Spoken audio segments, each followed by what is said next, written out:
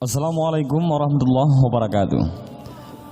Pada video kali ini kita akan mengisahkan sedikit kisah tentang kisah Nabi Isa alaihissalam yang disalib oleh kaum Yahudi.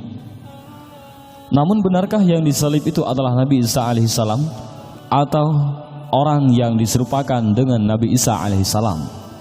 Tonton terus video ini hingga selesai untuk mengetahui kisah selengkapnya. Namun sebelum lanjut, jangan lupa untuk klik like, bagikan video ini sebagai sarana dakwah bagi orang lain, dan jangan lupa tekan tombol subscribe. Nabi Isa alaihissalam diutus oleh Allah subhanahu wa ta'ala untuk kaum yang terkenal dalam sejarah manusia sebagai kaum pembangkang, sombong, iri, dengki, melampaui batas, dan gemar membunuh para nabi. Padahal dahulu mereka adalah kaum terbaik di era Nabi Yakub, selalu dibela dan diselamatkan pada era Nabi Musa alaihissalam, berjaya dan memiliki kerajaan besar di era Nabi Daud alaihissalam dan di masa Nabi Sulaiman alaihissalam. Namun sifat buruk mereka tak pernah pupus hingga berkali-kali membelot dari agama Nabi Ibrahim alaihissalam.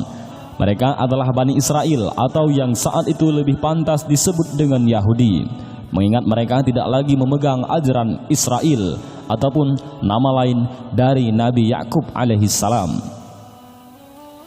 Nabi Isa alaihissalam diutus oleh Allah subhanahu wa ta'ala untuk mengembalikan Yahudi pada agama Tauhid sebagaimana yang diajarkan para nabi sebelumnya.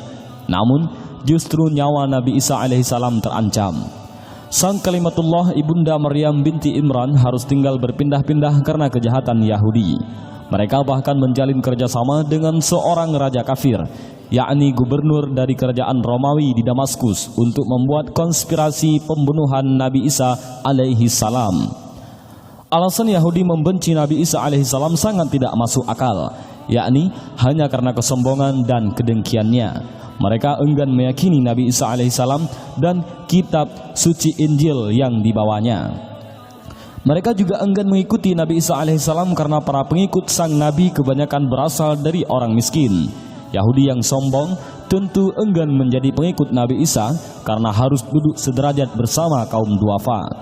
Hingga kemudian konspirasi pembunuhan Nabi Isa alaihissalam pun dimulai. Dewan Sinagong tertinggi Yahudi, Sanhedrin, bahkan turut serta dalam konspirasi tersebut.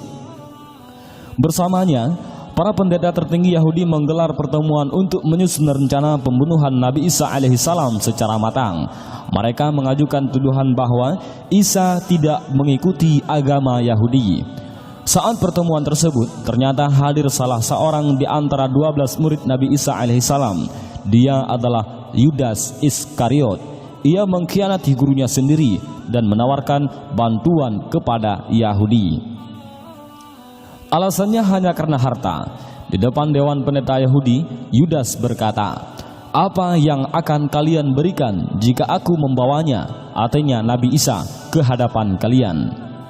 Tawar-menawar pun terjadi hingga mereka sepakat memberikan Yudas 30 shekel ataupun perak. Harta itu tak ada artinya bagi Yahudi yang sekian lama selalu gagal mencari persembunyian Nabi Isa alaihissalam dan para pengikutnya. Namun karena tergiur harta tersebut, Yudas justru menuntun mereka ke tempat persembunyian sang Nabi. Rencana pasti penangkapan Nabi Isa alaihissalam pun dibuat. Namun para pendeta Yahudi tidak memiliki alasan yang kuat di hadapan publik untuk menghukum mati Nabi Isa alaihissalam. Mereka pun kemudian mengadu domba gubernur dari Kekaisaran Romawi dengan mengatakan bahwa Nabi Isa alaihissalam berencana melakukan perlawanan yang mengancam keamanan kekuasaan Romawi. Sang gubernur percaya akan fitnah tersebut dan segera melakukan tindakan. Ia memerintahkan pasukan Romawi untuk menangkap Nabi Isa alaihissalam. Karena Yahudi telah mengetahui kediaman Nabi Isa alaihissalam, maka proses penangkapan itu pun telah terjadi dengan sangat mudah. Mereka pun meyakini telah menangkap Nabi Isa alaihissalam, lalu melucuti pakaiannya, mencambuknya dengan brutal dan menyalibnya. Padahal yang mereka tangkap bukanlah Nabi Isa alaihissalam. Yahudi bisa saja membuat konspirasi keji untuk membunuh Nabi Isa alaihissalam, namun Allah adalah perencana terbaik. Sebagaimana firman-Nya, mereka telah merancang tipu muslihat dan Allah juga membuat tipu muslihat terhadap mereka. Sedangkan Allah adalah sebaik-baik perancang tipu muslihat. Quran Surat Ali Imran ayat 54. Saat kediaman Nabi Isa alaihissalam dikepung pasukan Romawi dan para pendeta Yahudi, Nabi Isa alaihissalam tengah bersama murid-muridnya. Nabi Isa mendapat wahyu untuk naik ke atas langit dan meminta salah satu muridnya untuk menggantikan dirinya. Berharap pahala surga, salah satu muridnya pun mengajukan diri untuk diubah wajahnya menjadi serupa Nabi Isa alaihissalam. Namun sumber lain mengatakan Nabi Isa tidak meminta satupun muridnya untuk mengorbankan dirinya.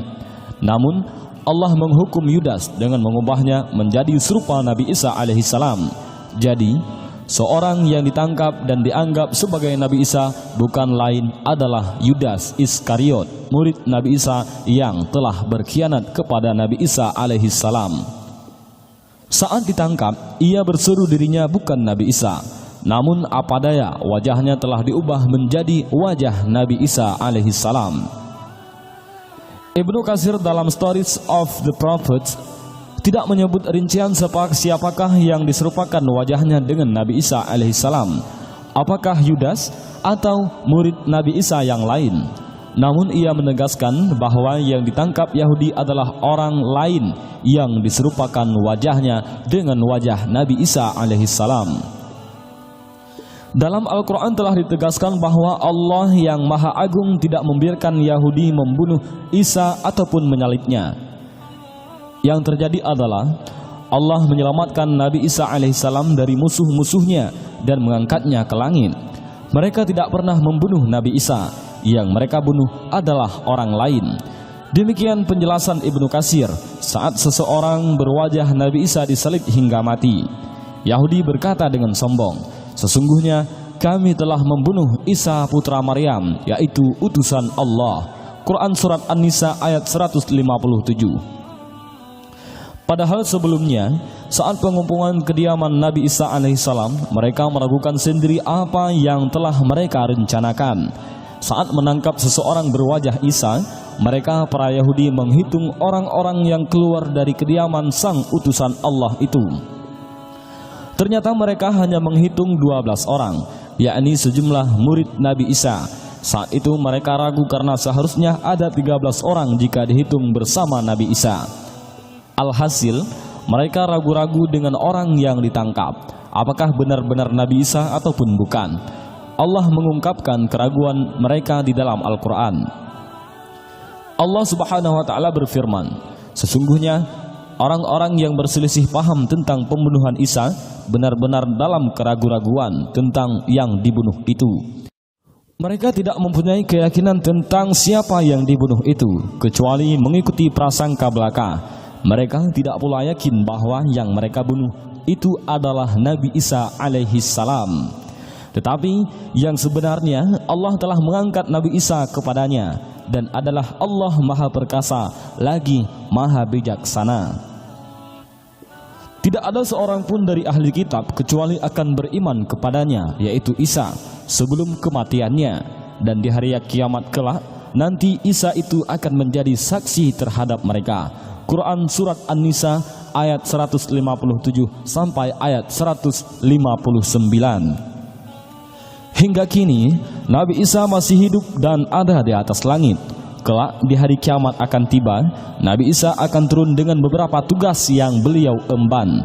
Di antaranya adalah membuktikan kebenaran, mendampingi kepemimpinan Imam Mahdi atas muslimin, dan membinasakan Dajjal. Saat Nabi Isa turun, dunia dihuni orang-orang yang beriman dan menjadi tempat yang adil, aman lagi makmur, sebagaimana yang disabdakan Rasulullah sallallahu alaihi wasallam. Demi Allah, sungguh hampir tiba saatnya putra Maryam itu turun di tengah-tengah kalian sebagai seorang hakim yang adil. Maka ia akan memecah salib, membunuh babi, menghapus jizyah ataupun upeti, dan saat itu harta benda berhamburan sampai-sampai tidak ada seseorang pun yang bersedia menerimanya. Hadis riwayat Bukhari dan Muslim. Demikianlah kisah yang terjadi di dalam sejarah Nabi Isa alaihissalam. Di mana tempatnya berkeberadaan sang Nabi saat ini maka hanya Allah yang mengetahuinya. Dan demikianlah sedikit kisah tentang Nabi Isa. Semoga menambah wawasan pengetahuan kita dan juga mempertebal iman kita. Wallahu a'lam bissawab.